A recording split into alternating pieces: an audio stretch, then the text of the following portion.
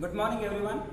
Today we are going to discuss about the chapter D and F black elements. In this chapter especially we are going to cover only the important questions which they have asked previously, as well as what the questions released from board. Only those questions we are going to cover in this chapter. So the weightage of D and F black elements, if you observe in the board exam, there is a chance to ask 3 questions. One question from part B, 2 questions from part C. Part B means 2 mark questions, part C means 3 mark questions. So total weightage is 8 marks. In part B 2 marks, 1 question means. In part C 2 questions means each question carries 3 marks, 2 into 3, 6 marks. The total weightage of the chapter is what? 8 marks, students, right? So we will see that what are the important questions we have in this chapter. So the first question I am going to give you, write the general electronic configuration of transition elements. These questions also I am going to give you subtopic wise, students. Concept wise we are going to give you. So you may not get any difficulty in this. Let us see now. Write the general electronic configuration of transition elements. What are transition elements? The elements in which the elements have partially filled D subshells in atomic form as well as in oxidation state, oxidation form. Then such type of elements we call as what? The transition elements. So what is the general electronic configuration of transition elements means? N-1D 1 to 10, Ns 1 to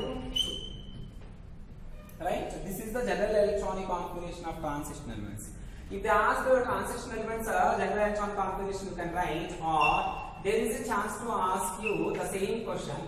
Difference is what? D black elements also there is a chance to ask you. D black elements. What is the general electronic configuration of D black elements is also same only. N-1D 1 to 10, Ns 1 to 2. Okay. There is a chance to ask any one question here. This is one question. And one more, write the electronic configuration of chromium and copper. Chromium electronic configuration we know already that is argon 4s1 3d5, and copper electronic configuration is argon 4s1 3d10. Actually, according to rules and regulations, argon 4s2 3d4 will get 4s2 3d4 will get, but one of the electron will jump from 4s orbital to 3d orbital to get the stability, because half-filled orbitals are more stable. We know already that. In the similar manner here, if you observe, here actually according to rules and regulations, here argon 4s to 3d 9 will get, but one of the electron is jumping from 4s orbital to 3d to get a completely filled electronic configuration, because half-filled and completely filled electronic configurations are more stable. We know already that. So because of that reason, here chromium electronic configuration is argon 4s1 3d5, copper electronic configuration is argon 4s1 3d10, students. So like this, some important questions we are going to discuss. Everybody, let us see, students, the next question. On what ground can you say that scandium is a transition element but zinc is not? See that first of all, what is meant by transition element? What we have discussed, the elements which possess incompletely filled D subshell, right? The elements which possess incompletely filled D subshell, either in atomic state or in a oxidation state, such type of elements we can call as what? Transition elements, students. Let us see here. As scandium electronic configuration is 3d1 4s2, it possesses incompletely filled D subshell here. Whereas coming to zinc is having completely filled D subshell. So that's why zinc is not recorded as a transition element, but scandium is recorded as what? Transition element. Okay, now I hope everybody understood this. So in this, if you observe the D black elements, in D black elements generally we can observe from 3rd group to 12th group. Elements generally we call as what? D black elements, right? 3rd group to 12th group elements are called D black elements. So here all D black elements are transition elements are? No, except one group, that is the last group, 12th group. except 12th group, remaining all groups from 3rd group to 11th group are transition elements. So except all D block elements here, what we can say, all D block elements except 12th group, except 12th group, those are what, zinc, so 12th group means what, zinc, cadmium, mercury, right? These elements, except these group. All D block elements except 12th group elements are called transition elements. Elements are called transition elements. Transition elements, T, right? So zinc, cadmium, mercury only not belongs to what? Transition elements. But all transition elements are D block elements. But not all D block elements are what? Transition elements, students. That we have to identify. Zinc, cadmium, mercury are completely filled electronic configuration, possess completely filled electronic configuration. So that's why these are what not regarded as transition elements. Transition elements means the elements which possess incompletely filled d subshell either in atomic state or in oxidation state. Such type of elements only we call as what? Transition elements, students. Okay, I hope everybody understood this. And next one, you see that silver atom has completely filled d orbitals. That is what 4d10 is there. How can you say that it is a transition element, right? See that if you observe the silver element electronic configuration, that is electronic configuration last, right? Last means what? Here after the argon will get here krypton, right? Helium, neon, argon, krypton, right? Next krypton will get here 4d10, 5s1 you will get. This is the silver electronic configuration if you observe it. So silver, if it loses one electron, also it possesses 4d10 electronic configuration. So silver plus 1 oxidation state is available. Silver plus 2 oxidation state also available. If it loses one electron, it gets a 4d10 electronic configuration, which is also stable electronic configuration, which is a completely filled electronic configuration. But there are some compounds. So in some compounds, silver also exhibits plus 2 oxidation state. In such cases, what is the oxidation state? What is the electronic configuration of this? Silver means it possesses 4d9 5s0. Now you observe in this 4d9 means it is not completely filled. It is a partially filled d subshell, right? So that's why it is regarded as what? A transition element, student. I hope everybody understood this. So in some compounds of silver, it also shows plus 2 oxidation state, which has a partially filled d subshell. Okay, na? Okay, copy this one. Let us see the next question. Most of the transition metals have high melting and boiling points. Why? See that reason. More number of electrons from n-1d. This is the reason type question, students. Here you have to write a reason. Reason you have to write. Most of the transition metals have high melting point and boiling points. More number of electrons from n-1d in addition to the ns electrons involved in the interatomic bonding. For example, if you take chromium or manganese or any atom, after argon you will get some n-1d electrons and ns electrons. These electrons generally participate in the interatomic bonding. Whenever these unpaired electrons increases, then interatomic bonding increases. Interatomic bond increases between the metal atom and metal atom. Whenever the bonding increases between the metal atom and metal atom, it leads to strongest bond between the metal and metal. So we cannot break that much easily the metal bond. Whenever more number of electrons, half-filled electrons, either from n-1d in addition to the water, ns electrons are involved, in such cases the strongest metallic bonding results between the metal atoms. So it leads high melting and boiling points, students, right? So that's why most of the transition metals have high melting and boiling points, because of here more number of electrons from n-1d in addition to ns electrons will involve in the interatomic bonding, students. Next question you see that explain why the melting point of chromium is the highest in the first series of transition elements. If you take the chromium electronic configuration argon 3d5 4s1. Here how many unpaired electrons are there? In n-1d 5 electrons. In ns 1 electron is there. 6 unpaired electrons are present. No metal possesses 6 unpaired electrons in case of what if you observe the d black elements, right?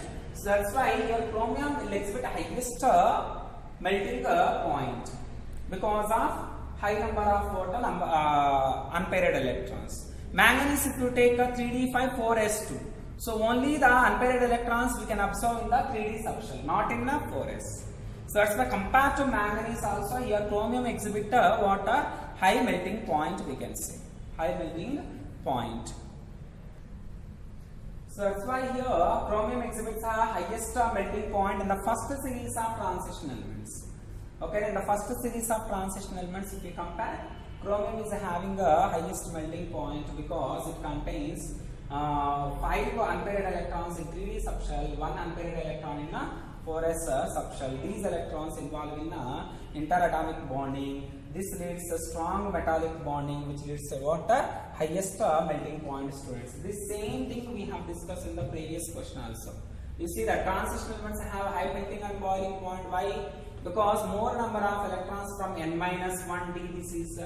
This is ns. Why n-1d, sir? This is ns. Last shell is nth shell. Nth shell is ns means here n equals to 4. Here n equals to 4. Nth shell, right? Here what is the value of d subshell that principal quantum number means here 3. That means what here n-1d only now. So n-1d electrons as well as ns electrons are participated in the interatomic bonding, so it leads to high melting point, students, because of strong bond is present between metal atom and metal atom due to interatomic interactions, right? So because of that reason chromium exhibits highest melting point in the first series of transition elements. Okay, now copy this one.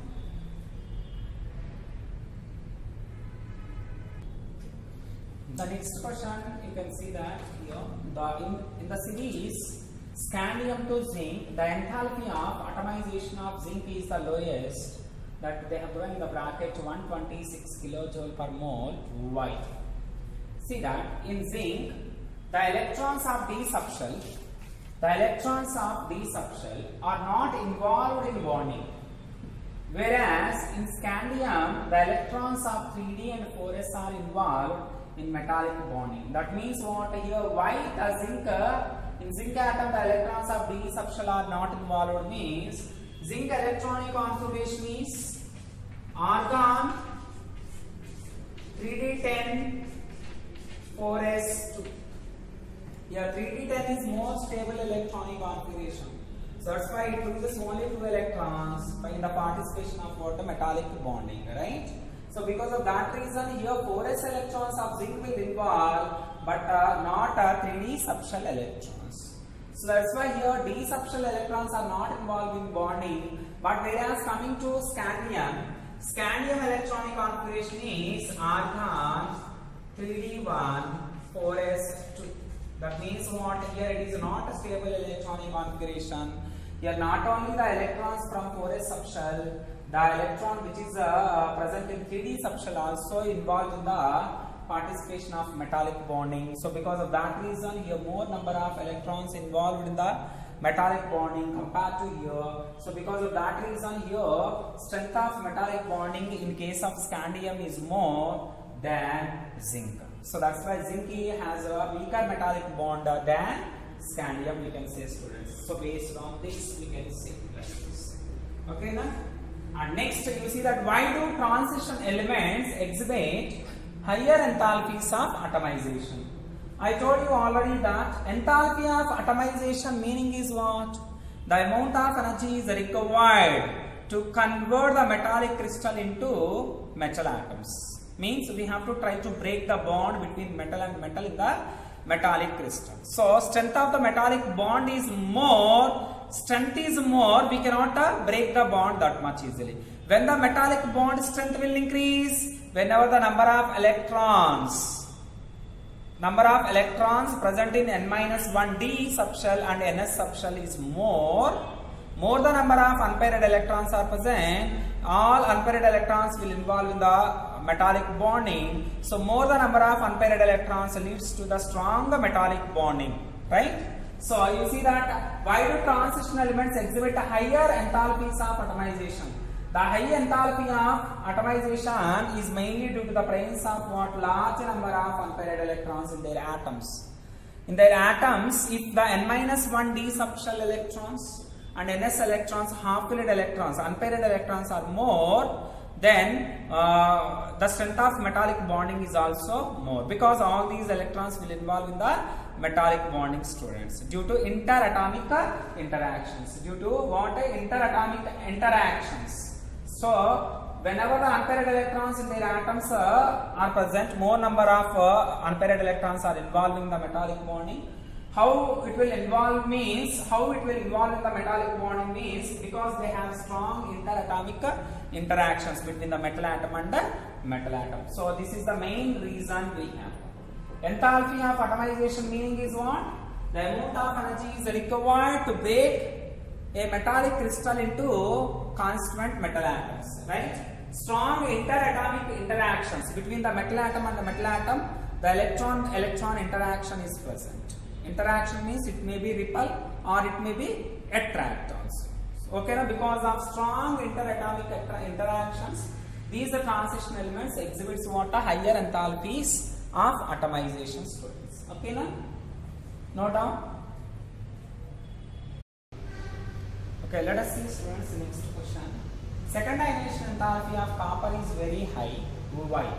See that here removal of second electron from 3d10 configuration is difficult. This is the reason. How it is means, if you take the copper electronic configuration is argon 3d10 4s1, right? So after losing one electron, copper becomes what? Cupric ion, cuprous ion, that is Cu plus 1 ion. Cu plus 1 ion electronic configuration is argon 3d10, right? So if you want to get a second ionization enthalpy, so first ionization enthalpy is what? If you remove the electron from copper, then it will become what? Cu plus ion. This is what? First ionization energy, IE1 we can say. But here they are asking second ionization enthalpy of copper. If you want to get a second ionization enthalpy of copper, the second electron we have to remove from 3d10 configuration, which is a more stable. 3d10 configuration is a highly stable, right? That is because a completely filled electronic configuration. So due to stable electronic configuration of 3d10, we cannot remove the second electron that much easily. So if you want to remove the electron from 3d10 configuration, we need to give more and more amount of energy to remove an electron from such type of stable electronic configuration, students. So because of that reason, removal of second electron from 3d10 configuration is very difficult. So that's why second ionization enthalpy of copper is very high, right? And next question, explain why Cu plus ion is not stable in aqueous solution. Suppose whenever the compound is dissolved in water, definitely that ion, whatever the ion is present, ion came from the substance, it will be associated with the water molecules, right? So definitely ion dipole interactions are happening. Here also you see that why Cu plus ion is not stable in aqueous solution means second ionization enthalpy of copper is compensable by large hydration enthalpy of Cu plus ion. What is the meaning of hydration enthalpy? Hydration enthalpy means the amount of energy is liberated when 1 mole of compound is dissolved in water. When 1 mole of compound is dissolved in water. Whenever 1 mole of compound is dissolved in water, the ions comes from compound and the water molecules. Water molecules possess a dipole. So ion dipole interaction is taking place, right? That ion dipole interaction is directly proportional to charge of the ion. Inversely proportional to distance from the nucleus in the atom, right? That means R. So here charge of the ion increases, ion dipole interactions are increases. Whenever ion dipole interactions are increases, the compound easily dissolve in the So given solvent we can say, students. So based on that, what we can say here, Cu plus 2 ion has a higher hydration enthalpy than Cu plus 1 ion. So that's why whenever you have taken Cu plus 1 ion, that will be dissociate and it will produce what? Cu plus 2 and Cu due to disproportionation reaction. How it is disproportionation reaction? Here copper exhibits the oxidation state, that is plus 1. Here copper oxidation state is plus 2. In uncombined state, the copper oxidation state is 0. So copper plus 1 oxidation state converted to plus 2. Increase the oxidation state means oxidation, right? Copper plus 1 oxidation state changes from plus 1 to 0. Decrease the oxidation state means reduction. So in this reaction, both oxidation and the reduction taking place simultaneously from the same ion, right? From the same compound. So such type of reactions we can call as a disproportionation reaction, students. So this cuprous ion, Cu plus ion, is not stable in aqueous solution. Whenever the cuprous ion compound, if you dissolve in water, it will decompose and it gives water cupric ion as well as copper through disproportionation reaction, students, because Cu plus 2 ion has higher hydration enthalpy than Cu plus 1 ion. So because of that reason, what we can say here, you may think about here, copper electronic configuration is argon 3d10 4s1, sir. So copper plus 1, if you take already 3d10, we have got which is a stable electronic configuration. From that we cannot able to remove one more electron. So that's why second ionization enthalpy is more. So second ionization enthalpy, whatever the extra energy is required to remove an electron from such type of stable electronic configuration, that energy is compensable by large hydration enthalpy of water Cu plus 1 ion. Okay, now students, because of that reason, Cu plus 1 ion is not stable in the aqueous solution. That is the reason. The same question here I have written in another manner. There is a chance to ask this question also. Between Cu plus 2 and Cu plus 1, which is more stable? Just now I told you Cu plus 2 ion is more stable than Cu plus 1 ion because of large hydration enthalpy. The hydration enthalpy, the Cu plus 2 ion having more negative hydration enthalpy than Cu plus 1. Okay, now because its charge is larger than this. Because the ion dipole interactions is directly proportional to charge of the ion, students. I hope everybody understood. Note down these points. The next question, name the element in first row transition series which possess maximum number of oxidation states and why.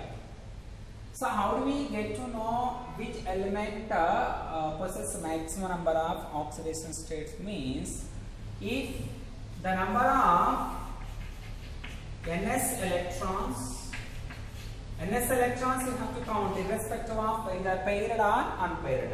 The number of Ns electrons plus number of unpaired N minus 1d electrons. N minus 1d electrons. So that means what? The sum of the number of Ns electrons and N minus 1d electrons increases, then what will happen? Oxidation states also increases for that particular element, students.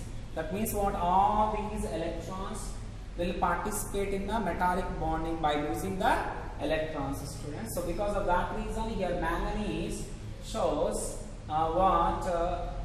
possess maximum number of oxidation states because it contains manganese. If you take, what is the electronic configuration of manganese? Means argon 4s2 3d5. So here 4s is having 2 electrons, 3d is having unpaired electrons 5. So 2 plus 5, total 7 electrons are present. So manganese highest oxidation state is plus 7. So what is the minimum oxidation state and maximum oxidation state? Sorry, may I ask a question here. So minimum oxidation state is related to number of Ns electrons. So minimum oxidation state manganese is plus 2. Highest oxidation state means the sum of Ns electrons and the N minus 1 the unpaired electrons. Only unpaired electrons we have to identify. So if that value you can count it, if it is 7, the highest oxidation state is 7. Okay, now if it is 6, the highest oxidation state of that particular metal is 6 only. Okay, now we can identify like this, students. And next question, if you observe, name the transition element which does not exhibit a variable oxidation state.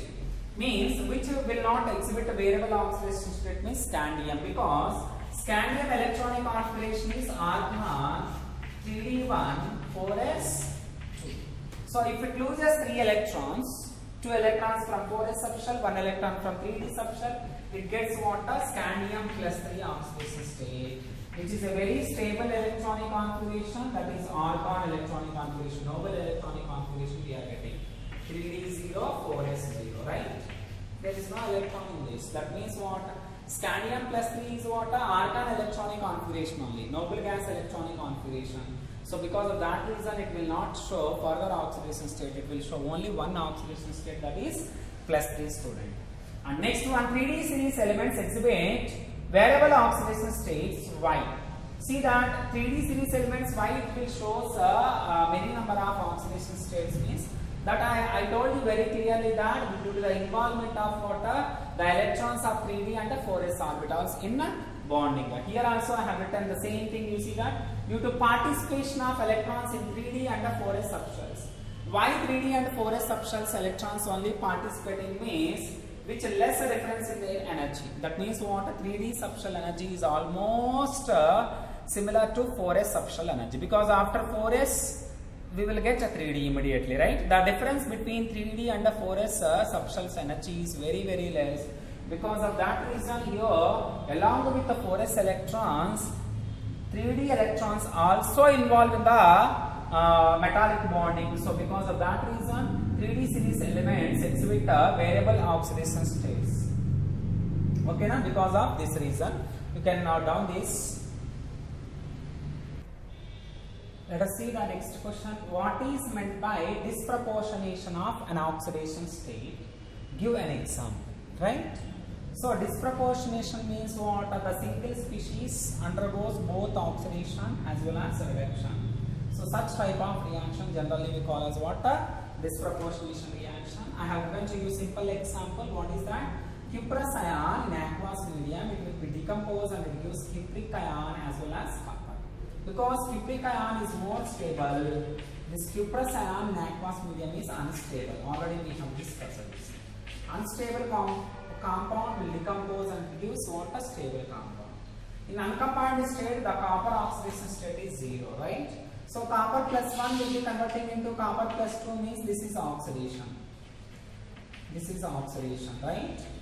Copper plus 1 again will be converting into what? 0 means plus 1 oxidation state is converting into 0 means that is reduction state. So in this reaction, this species only will undergo both oxidation as well as reduction. So such a type of reaction we can call as what? A disproportionation of an oxidation state basis. Okay, now? And next one, why is the highest oxidation state of a metal exhibited in its oxide and fluoride? Why? Because oxide and fluorine possess a small atomic radii and high electronegativity. See that oxide and fluorine have small atomic radius and high electronegativity. Because of a small atomic radius and high electronegativity, these elements can easily attract the shared pair of an electron towards itself. So because of that attraction, metal easily loses the electron and it leads to what? It will get a higher oxidation state. Hence they oxidize the metal to the highest oxidation state. Like this, we have to see some more important questions we will discuss in the next video, students. So definitely you have to get good score if you practice all these important questions. Okay, now everybody, I hope everybody understood. Everybody should practice whatever the questions I have given to you list. This is actually theory topic only. Already reasons I am writing on the board means that reasons only I am going to explain. If any clarity if you want means that alone I am explaining to you, because already I am writing on the board reasons also. Okay, now? So in the next video we will see the remaining questions of what are D and F block elements. Important questions, we will see that. You can note down, students, this. Thank you.